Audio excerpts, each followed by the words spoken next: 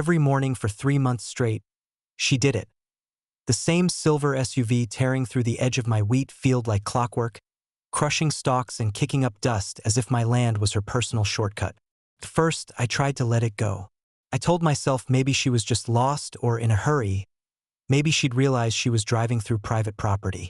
But then I started noticing the beer cans she tossed out the window, the trail of tire marks slicing through my hard work, and the smug little wave she gave me the one time I caught her in the act. Her name was Karen Beckett, and she lived in the subdivision just across the fence, the one run by the HOA that thought their rules extended past the property line. She was always on some self-righteous mission, lecturing folks about community appearance and shared spaces, even though my ranch wasn't part of their precious association. Still, she treated it like it was hers to police. The final straw came one evening when I went to check my irrigation lines and found half of my south field flattened. Her SUV tracks clear as day, leading straight to a bent section of my gate. That's when I decided enough was enough. Now, I'm not a man of violence, but I was raised to believe in lessons, the kind nature teaches best. And nature, as it happens, has one very large, very effective teacher named Brutus. Brutus was my prize bull, 1,700 pounds of muscle and attitude, a creature that didn't take kindly to trespassers, human or otherwise. Normally, he stayed in the north pasture, but the next morning, I moved him to the south one, the same spot Karen loved to cut through. I left the gate open just enough for a car to fit, then went back to the porch with my coffee and waited. Sure enough, around 8:15, I heard that familiar engine roar and saw her SUV barreling toward the field like she owned it. I smiled, leaned back, and whispered, "Time to meet the beast, ma'am." The moment she crossed the fence line, Brutus lifted his head from the grass. I swear he almost smiled too. Then he snorted, a deep, thunderous sound, and charged. The SUV screeched to a halt as Karen's shriek cut through the morning air.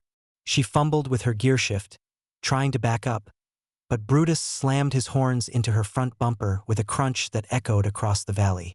Dust flew, the bull roared, and Karen screamed again, scrambling to reverse out of the field, tires spinning uselessly in the dirt.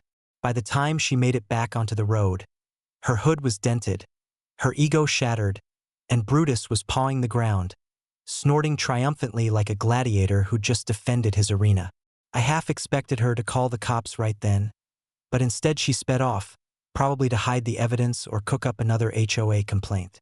Sure enough, later that afternoon, 2 deputies showed up at my gate. "We got a report of an animal attack," one said. I nodded. "You mean the bull defending his own field from a trespasser?" They both chuckled. "That's what I figured. She's saying your wild cow endangered her life." I gestured toward the fence line. "Funny thing about that, wild cows don't live behind gates with no trespassing signs." The sheriff's deputy took a few photos, shook his head, and said, "Don't worry, we're filing this one under natural consequences." Turns out, Karen had been warned before about trespassing on agricultural land, but she ignored it, claiming the ranch shouldn't exist so close to residential property. The irony was delicious. 2 days later, I got a letter from her HOA, demanding I contain my aggressive livestock and compensate for vehicle damage. I laughed so hard I nearly spilled my coffee. Instead of replying, I printed a photo of Brutus standing proudly in front of her dented bumper, taped it to their letter, and mailed it back with the note, "The field is closed, so is the shortcut."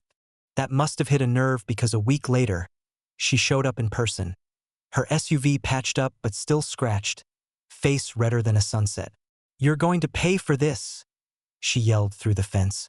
"Your animal is dangerous." I grinned. "He's territorial. So am I." She sputtered, "I'll sue you."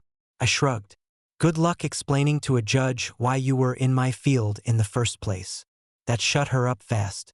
She drove off again, this time a lot slower. By harvest season, my wheat had grown tall and even. No more tire tracks cutting through the rows. I'd see her occasionally at the farmer's market, avoiding eye contact, pretending to browse while whispering to her HOA friends. Everyone knew the story by then. Folks had started calling Brutus the Beast Bull, and someone even made a meme of him, head lowered, eyes locked on the camera, with the caption "Trespassers will be charged." I kept that one framed in my barn next to the gate repair receipt. The best part? Karen never filed that lawsuit. She must have realized that in this part of the county, respect isn't enforced by HOA rules or threats. It's earned. And out here, the land has a way of defending itself, especially when you've got a guardian like Brutus watching over it.